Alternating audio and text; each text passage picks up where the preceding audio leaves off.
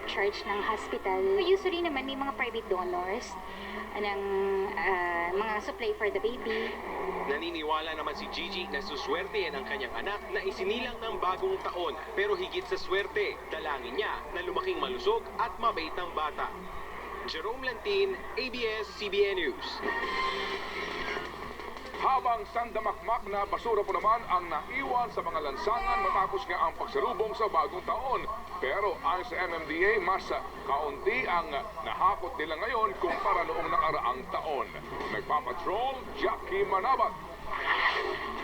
Tambak na nangangamoy na basura ang nagkalat sa kalsada matapos ang kaliwat ka ng parties kagabi sa pagsalubong sa bagong taon. Sa pag-iikot ng news team sa ilang kalsada sa Maynila, halos bawat kanto may basura, pinaghalong pinagkainan at mga paputok. Tulad sa Tayuman, Bambang at Oroqueta at sa bahagi ng UN Avenue, kaya't kahit galing sa puyat, nagsimula na maglinis si Marich Westor. Kasi siyempre nasa harap namin marumi. Para pagising ng umaga, malinis na. Ayon sa MMDA, kung tutuusin, mas kakaunti ang nahakot nilang kalat ngayon kumpara sa nakaraang taon. 26 na truck na puno ng basura ang nahakot ng MMDA ngayon o 156 tonelada, habang 31 na truck naman ang basura noong January 1, 2014 o 242 na toneladang basura. Maaaring nakatulong ang pag-ulan, kaya posibleng may ilan na nanatili na lang sa loob ng bahay. Mas organisado na rin kasi ngayon ang mga lugar kung saan sinalubong ang 2015. Napaganda yung pakiusap ng City Government ng Manila na may mga garbage sa bin sila doon na doon linalagay yung basura. Pinakamarami nilang nahakot, mga nabulok na prutas sa mga palengke. Ang mga nahakot, diretso sa mga outside. Pero lagpas tanghali na, may ilan pa rin tambak ng basurang itinapon sa mga center island sa ilang bahagi ng Maynila at sa labas ng ilang palengke sa Quezon City. Jackie Manabat, ABS-CBN News.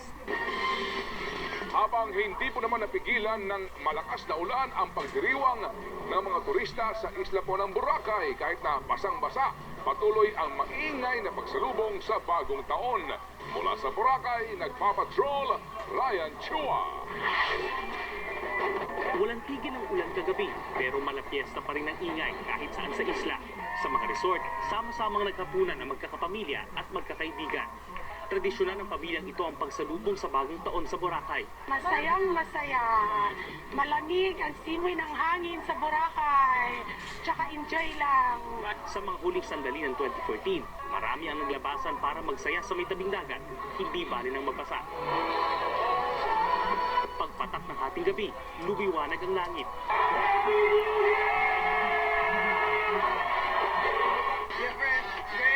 Taong 2000, magsimula ng ganito kaingranding pagdiriwang ng bagong taon sa Boracay.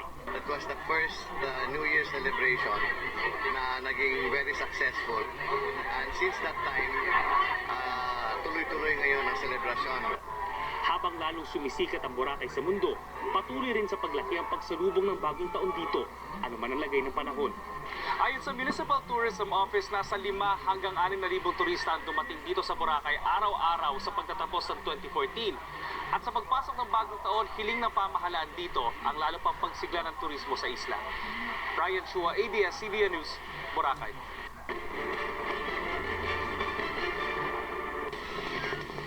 Gaya dito sa Pilipinas, all-out din ang pagsalubong ng ibang bansa sa bagong taon.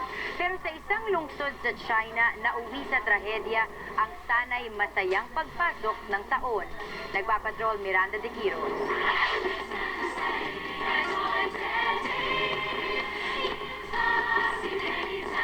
Unang sumalubong sa bagong taon ang mga taga New Zealand. Libo-libo ang naki-countdown sa Sky Tower sa Auckland. Pagpatak ng alas 12, sumiklab ang magarbong fireworks display sa City Harbor. Sa United Kingdom, sabay-sabay na inabangan ng 2015 sa Big Ben ng London.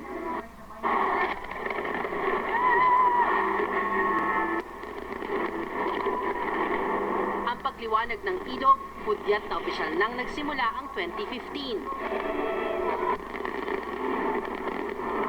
Tumagal ng 11 minuto ang pagharurot ng tinatayang nasa 12,000 fireworks. Gaya ng inaasahan, magarbo din ang selebrasyon sa Dubai.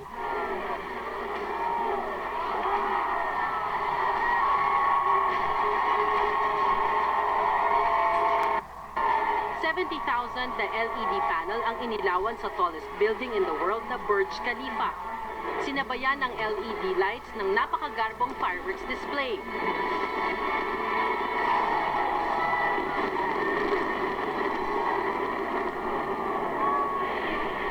Sa Brazil, dumagsa sa Copacabana Beach ang mga residente sa New Year's Eve. Nakadamit na puti ang mga nag-party. Swerte raw kasi ang kulay na ito.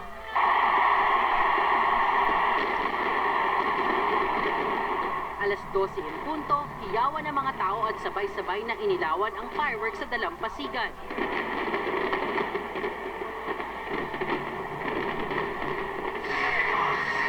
Di alintana ang sobrang lamig ng panahon, dumagsa pa rin sa Times Square sa New York ang tinatayang 1 milyong residente para makiisa sa countdown. Sabay-sabay nagbilang ang mga tao ilang segundo bago mag-alas 12.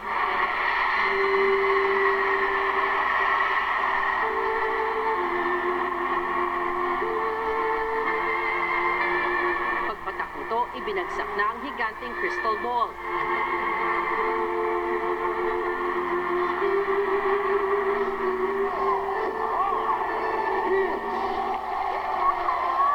Kung enggrande at masaya ang salubong sa taon sa ibang bansa, sa Shanghai, China, nauwi sa trahedya ang New Year's Eve party. 35 ang patay sa stampede at halos 50 ang sugatan. Ayon sa Shanghai authorities, posibleng nagkagulo ang mga tao matapos na may maghulog ng peking pera mula sa isang gusali. Miranda de Quiros, ABS-CBN News. At abangan mga survivors ng Super Typhoon Yolanda, simpleng nagdiwang ng bagong taon. At alamin kung paano po nagdiwang ng bagong taon ang mga sikat sa pagtuntong nga po ng 2015 sa pagbabalik ng TV Patrol.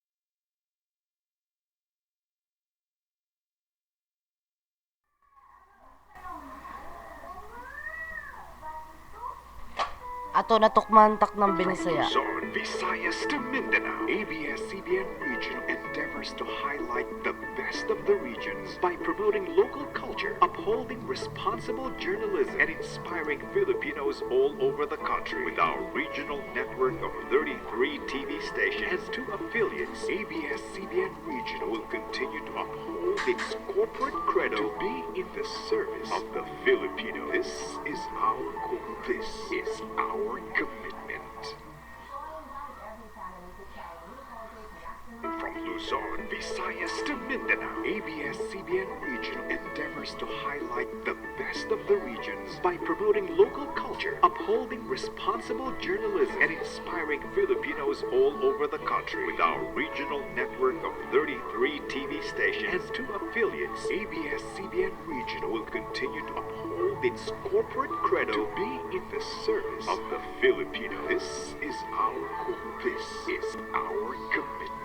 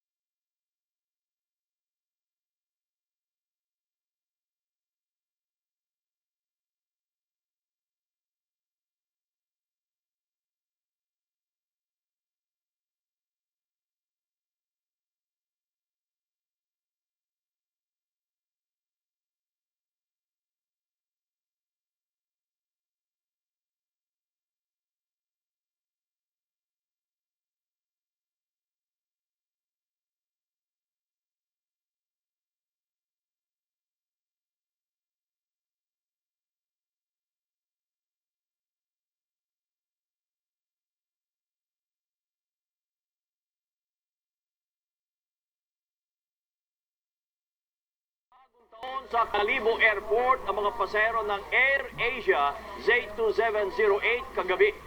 Ito rin yung eroplano na sinasabi bumagsak nga po. Sa mga larawan na pinadala ni Bayan Patroller Ronald Fernando, makikita mga pasahero na tutulog na lamang sa sahig ng airport matapos mag-delay nga ang biyahe ng Air Asia eroplano. Dahil ng mga pasahero na stranded na nga sila, sira pa ang air conditioning unit ng airport at marumi ang toilet. Mula alas 7 ng gabi, kanina lamang alas 7 na ng umaga, nakalipad po ang eroplano ng Air Asia. Maraming problema itong Air Asia. At naman, blackout pa. Na ito. 5 ang sugatan po matapos na tamaan po naman ng ligaw na bala sa ilang pong mga insidente sa Pasig at sa Quezon City. Ito'y sakto sa kapatrin ng pagdiriwang ng bagong taon. Papatrol, Sandro Ochona. Imbis na kasama ang kanyang pamilya sa unang araw ng bagong taon, sa ospital sinalubong ni Veronica ang pagpasok ng 2015. Pasado alas 9 kagabi, habang abala sila ng kanyang ina sa paghahanda, isang malakas na kalabog ang narinig sa kanilang bahay. Akala ni Aling Renelda ay may nagpaputok lang malapit sa kanila. Nakita ko na lang yung anak ko, nakaganyan, may dugo. Sinilip ko yung bubungan, may butas. Sabi ko, kanito, ligaw na bala. Dagdag pa ni Aling Renelda, hindi ito ang unang pagkakataon na may nabalitaan silang nagpaputok ng baril doon. Marami rin umanong sundalong nakatira sa lugar, pero ayaw pa niyang sabihin sa kanila ito galing. Nagpapasalamat na lang siya at taplis lang ang inabot ng anak. Tigilan na nga dapat nila kasi nakakaroon lang ng mga nadadamay. Gaya na anak ko, kung napalapit-lapit sa akin, hindi natin masasabi kung buhay ba anak ko ngayon. Sa Quezon City naman, 4 ang isinugod sa East Avenue Medical Center matapos ring tamaan ng bala. Hindi pa itinuturing ng mga doktor na insidente ito ng ligaw na bala dahil iniimbestigahan pa ng mga pulis kung sinadyang barilin ng mga biktima. Hinihintay namin sa investigator kasi sila magsasabi kung it is really stray bullet. Yung iba kasi baka may intentional. Like the one we had last year, we first labeled it as stray pero it turns out na intentional. Wala namang nakuhang basyo ng bala sa lahat ng insidente. Sandro Ochona, ABS-CBN News.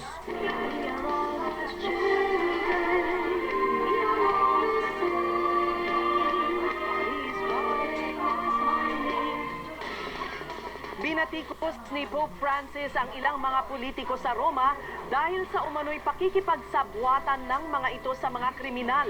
Sa ginanap na year-end vesper sa Vatican, hinimok din ng Santo Papa ang lahat na maging mas mapagmalasakit